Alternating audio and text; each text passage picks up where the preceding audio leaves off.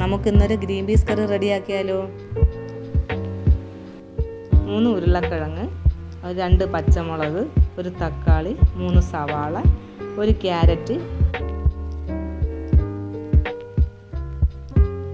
250 gram green peas. അതിനായി ഞാൻ green peas തലേദിവസം രാത്രി വെള്ളത്തിലിട്ട് കുതിരാൻ വെച്ചു. ഗ്രീൻ പീസ് നല്ലതുപോലെ 4-5 വെള്ളം കഴുകി കുക്കറിലേക്ക് മാറ്റി.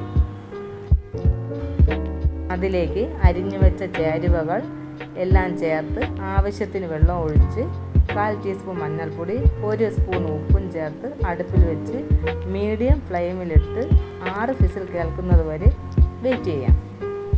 കുക്കറിൻ്റെ പ്രഷറെല്ലാം പോയിട്ടുണ്ട്. ഇനി ഓപ്പൺ ചെയ്ത് നോക്കാം. ഇതിൽ കുറച്ച് വെള്ളം കൂടുതലുണ്ട്, കുറച്ചേ ഉള്ളൂ. പക്ഷേ ആ വെള്ളം കളയൊന്നും വേണ്ട. നമുക്കിതിലേക്ക് മസാലകളെല്ലാം ചേർക്കാം. അപ്പോൾ വെള്ളം അവിടെ ഇരിക്കട്ടെ.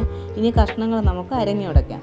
എല്ലാവർക്കൊന്നും ഒരുപാട് ഉടയ്ക്കുന്നത് ഇഷ്ടമല്ല, പക്ഷേ ഇവിടെ ഞാൻ അങ്ങനെ ഉടയ്ക്കാറുണ്ട്. അപ്പോൾ നിങ്ങൾക്ക് അത് ആവശ്യത്തിന് ഉടച്ചാൽ മതി.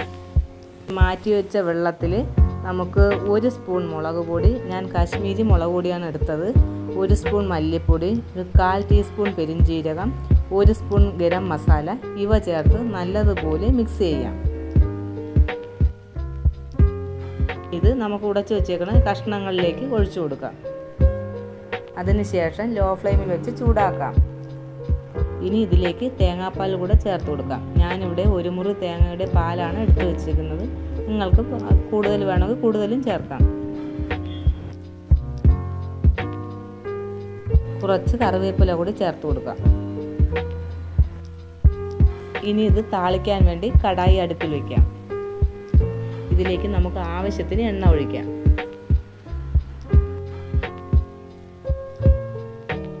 എണ്ണ ചൂടായിട്ടുണ്ട്. 1/2 ടീസ്പൂൺ കടുക് ഇട്ട് കൊടുക്കാം.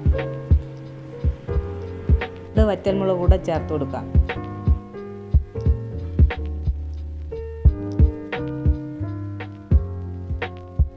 വേവിച്ച് വെച്ചേക്കുന്ന ഗ്രീൻ പീസ് കറിയിലേക്ക് ഒഴിക്കാം.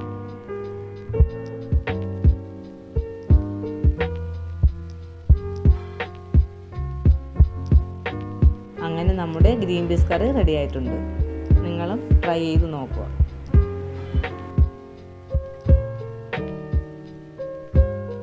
നിങ്ങൾക്ക് എൻ്റെ ചാനൽ ഇഷ്ടപ്പെട്ടാൽ സബ്സ്ക്രൈബ് ചെയ്യുക. വീഡിയോസ് ഇഷ്ടപ്പെട്ടാൽ ലൈക്ക് ചെയ്യുക. നിങ്ങളുടെ അഭിപ്രായങ്ങൾ കമൻറ്റായി പറയുക.